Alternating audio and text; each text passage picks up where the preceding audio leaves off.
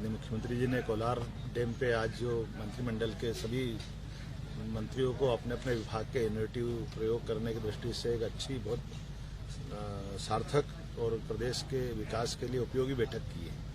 मेरे अपने उच्च शिक्षा विभाग के माध्यम से मैंने भी विस्तार से हमारे अपने विभाग में आगामी समय में करने वाले कामों पर चर्चा की है। मैंने बताया कि मध्य प्रदेश का उच्च शिक्षा विभाग देश का पहला उच्च शिक्षा विभाग है जिसने कोरोना काल के बावजूद भी यूजी और पीजी की अपनी परीक्षा सफलता के साथ संपन्न कराई। लगभग 13 राज्य, इसमें पश्चिम बंगाल, राजस्थान और कई राज्य है जिनने हमारी अपने परीक्षा प्रणाली को अपनाया है। मुझे इस बात की भी खुशी है कि उच्च शिक्षा विभाग ने अपना शेड्यूल पढ़ाई का जो सत्र है वो समय पर प्रारंभ कर दिया। तो यही कारण है कि 5 अगस्त से हमने वर्चुअल क्लासों का संबंध जारी करा था और अब 1 जनवरी से हमारी क्लासें लगने का तरफ प्रैक्टिकल साइंस की क्लासें चालू हो गई। 10 तारीख से यूजी पीजी की फाइनल और आपदा प्रबंधन की मीटिंग के बाद 20 जनवरी से हमारी बाकी क्लासें भी चालू हो जाएगी। यही कारण है कि आने वाले समय में हम निश्चित समय के अंदर हमारी परीक्षा भी हम सफलता के साथ संपन्न कराएंगे। मध्य प्रदेश में एकमात्र उच्च शिक्षा विभाग रहा है जिसने देश भर में सबसे पहले अपनी टास्क फोर्स नई शिक्षा नीति को लेकर बनाई है, जिसके सारे आयामों पर अलग अलग चर्चा करके नई शिक्षा नीति लागू करने की दिशा में हम आगे बढ़ रहे हैं। मुझे इस बात का भी गर्व है कि लगभग हमारे अपने संसाधन के बलबूते पर उच्च शिक्षा के प्राध्यापक और नॉन टीचिंग स्टाफ लगातार 3 साल तक हम अपनी वैकेंसी निकालते हुए जो हमारी कैबिनेट की लाइन है उस लिमिट के अंदर जाकर के 3 साल के अंदर पूरी 100% हमारे अपने प्राध्यापकों की और नॉन टीचिंग स्टाफ की भर्ती कर लेंगे। इसी प्रकार से 200 एक्सीलेंस स्तर के कॉलेज हम बनाने वाले हैं जिसमें सर्व सुविधा युक्त रहेगी, जिसमें सब प्रकार के संसाधन रहेंगे, जिसके बलबूते पर हम उच्च शिक्षा के माध्यम से देश के बाकी अच्छे अग्रगण्य राज्यों की दिशा में कदम बढ़ा सकेंगे। कई नए कोर्स भी खोलने का प्रयास कर रहे हैं। एक प्लेसमेंट अधिकारी हर जिले में हम डेप्यूट करने वाले हैं जो अतिरिक्त प्राध्यापक के रूप में होगा, जो पढ़ाने के बजाय महाविद्यालयों में प्लेसमेंट के रोजगार मेले लगाएगा जिसके माध्यम से लोगों को रोजगार मिले।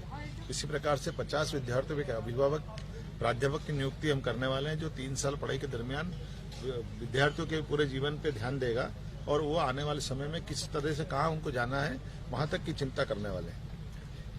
कुछ और भी अलग अलग आइडिया हमने लगाने का प्रयास किया, खासकर उच्च शिक्षा के माध्यम से।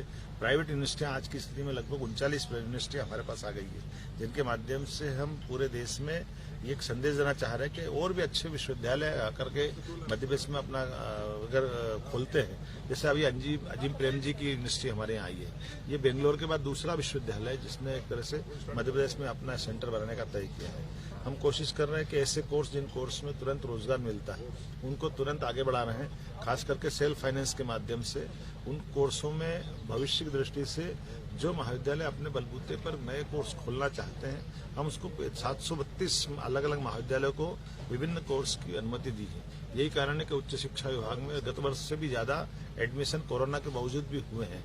कोशिश कर रहे हैं उच्च शिक्षा विभाग के माध्यम से माननीय मुख्यमंत्री जी की निगरानी में कि हमारे अपने भवन विहीन जो 125 महाविद्यालय उसमें 50 में हमारा काम चल रहा है और लगभग 75 में वापस हमने टेंडर की तरफ आगे बढ़े।